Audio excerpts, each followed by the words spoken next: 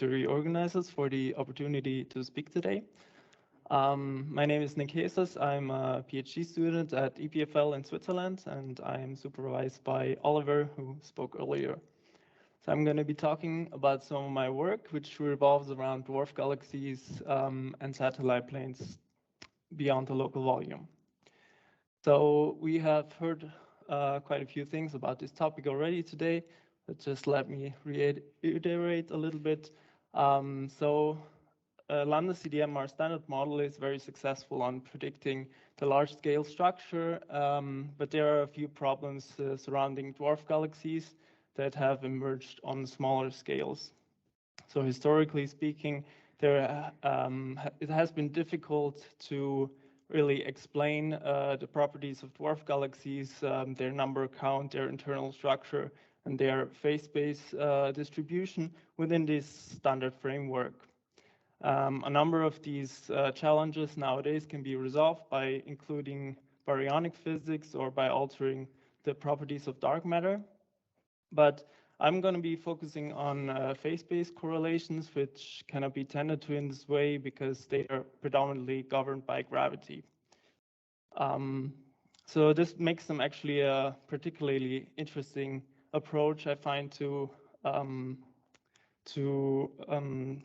check on cosmology, because they are independent of these, and they must be considered by any model, regardless of the precise underlying physics. So the planes of satellites challenge falls into this category and is still considered in strong tension widely with Lambda CDM, but there is some considerable debate about this in the literature. So you've already heard planes of satellites. So from Lambda CDM, we would expect that structure forms hierarchically, so which means larger structure forms by the subsequent merger of smaller ones. And if we translate that to galaxy formation, we would expect massive host galaxies to be surrounded by a number of dwarf galaxies, which should be close to isotropically distributed and to move with random motions. But in these several cases in the local universe, they appear to be arranged in these flat structures, which also preferentially seem to be co-rotating. And this is an uncommon phenomenon in state-of-the-art cosmological simulations. So for seeing these fields, so these are the 3 best studied systems, and they all seem to be hosting such a structure. So I will be moving on. So what I have been focusing on is, so we have these 3 best studied systems. They all have such a structure. And now we want to see if there's more structures out there. So in a statistical sense, if we look at other systems out there, what can we say about them in this framework? So what I have done is I studied dwarf galaxies detected in the MATLAS survey. This is the mass assembly of early type galaxies and their fine structures. This is a deep optical imaging survey with CFHT, and it looks at early type galaxies beyond the local volume up to a distance of about 45 megaparsec, and it has been able to uncover over 2,000 dwarf galaxies. So I looked at these fields and did a 2D analysis to see if there's hints of flattened structures in these fields, and to see if this is maybe a common phenomenon in the local universe or if we are just an outlier here. Most of these dwarf galaxies don't have distance estimates, so this was done in 2D with the assumption that all of the dwarf galaxies in fields such as this one are it's a 1-degree field with the ETG always in the center, and we have assumed that they are satellites of this central ETG for the purpose of this study. And we do this with the so-called half transform, or a variation of it. The half transform is originally used to detect simple lines, like simple shapes such as lines in digital images. And we have done a variation of this to basically detect a linear substructure in a scatter plot. So if we want, the basic idea is to do a transformation from the image space into a line equation parameter space, where we transform each point in the image space into this other space where a line is a point in that space. So if we have a scatter plot and we want to check if there's a linear substructure present, we would transform each point in this way. We would construct a bunch of lines that in principle could pass through this point. And then we transform those lines into the half space, which then amounts to a curve. These curves that we can see here on the right. So here I show you two instances here of this half transform. So if we have all of the points perfectly aligned, then in this half space on the right, we see these dotted curves. One curve corresponds to one point in the image space, and we have exactly one crossing, and that's this line. And if we have a satellite system here on the bottom, this is just a matless satellite system, then we have more of a scatter. We don't have a perfect case anymore, and we have a region where there is an increased amount of crossing density. And then in this space, we search around and see if we can find the most dense region of crossing. And this was designed in a way that it also optimizes for Dwarf membership, so the structure membership. So some of the results of this study is that we find in 119 fields, we find 31 statistically significant flattened structures. And the null hypothesis under this is isotropic distribution. The structure dimensions, as you can see on the bottom here, in these histograms here, we have the axis ratio, length, and height of these structures. And for comparison, we have the local group planes and the Centaurus A plane. So here on the left, we have the local group planes and Centaurus A to the right here. So we can see that most of these structures are somewhere in between the local group planes and the Centaurus A plane. And furthermore, we find no correlation if we compare the prevalence of such a flattened structure with assumed host properties such as stellar mass or photometric or kinematic position angle. Now, because this plane of satellites problem is not only a problem of spatial flattening, but also kinematic co-rotation, we did a follow-up with the MUSE instrument with the main aims of confirming that they are actually dwarf galaxies and their membership to nearby hosts, and then also to figure out if these flattened structures show kinds of signs of co-rotation as has been observed in these flattened structures in the local universe. Now, the data from this, unfortunately, was from different filler programs, so we didn't get complete systems.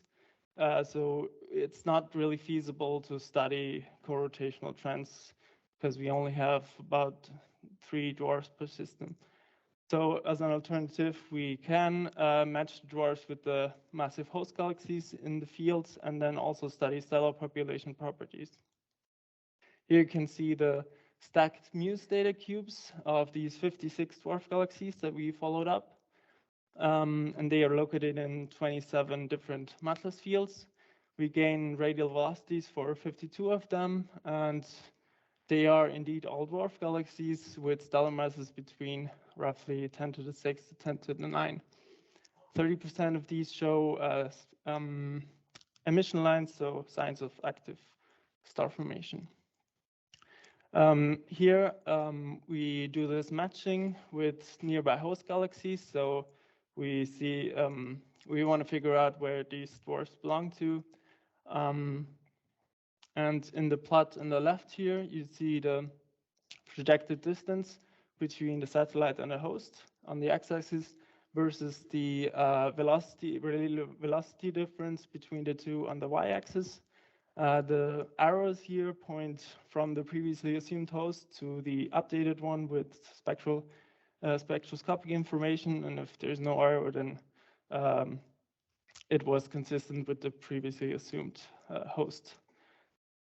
The red points are quiescent galaxies, and the yellow triangles are star-forming ones.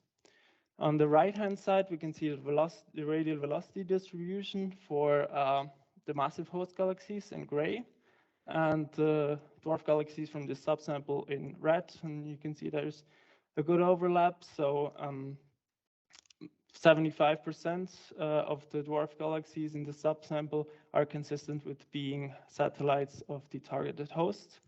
And the 10 that are not consistent with this are further in the background. We also looked at stellar population properties. Here on the left-hand side, we look at the mass metallicity relation, the stellar mass metallicity relation. So dwarfs in the local universe are distributed in this linear mass metallicity relation, as you can see by the blue points here and the blue fit line through them. And we compare with our sample here, which is the red and yellow points, and also points from other surveys. I'm not sure how well you can see them, but yeah, so what we notice here is a kind of a systematic offsets of our sample towards lower metallicities at a given stellar mass, which is a bit puzzling, but we figured that this might be an effect of the different methods that we use. Maybe it is not really a fair comparison, because the dwarfs from the local group, they get their metallicities from individual RGB stars, while we do full spectrum fitting. And this offset can also be kind of seen in other works, which also do full spectrum fitting, so there might be a connection there. It could also be an effect of the signal to noise ratio, because since we only have 1 hour of integration time per dwarf, and they are very faint, might not be enough signal to noise to really make a statement there. And as you can see on the right-hand side here, this is age versus metallicity plot, and you can see here the error bars are quite large, and we can only make a rough statement that we have an old and metal-poor stellar population. Now, more recently, I'm focusing on another imaging survey. It's the Union survey, the ultraviolet near-infrared optical northern survey, which is a combination of different telescopes and teams. I'm going to be focusing on the CFIS survey, the Canada-France imaging survey, and in particular on the R band of it, which is optimized for low surface brightness science. Here you can see the in red the footprint, the footprint at the end, the goal, which is 4,800 square degrees, and the filled-in regions have already been observed. So, and now we're trying to, the goal is here also to find dwarf galaxies, first of all, and then create a catalog of dwarf galaxies, and then use these to study phase-based correlations similar to what we have done in MATLAS. And now we are exploring different algorithms to do this, to find what would maybe be the best. And here I show you just one of these images, one of these fields, with the known dwarf galaxies are circled in yellow here. And we have just some zoom-ins. And one of the ideas is just to use the non-parametric software empty objects to detect objects, and then to select them via random forest classifier, which is then just fed the output parameter file of empty objects. Here we have initially the original image, and then we remove the stars in the image. We just mask them out, and we also mask out streaks, such as you can see here in the lower left. And then we smooth the image to enhance low surface brightness features. and then we run MTO on that. And we feed that into a random forest classifier.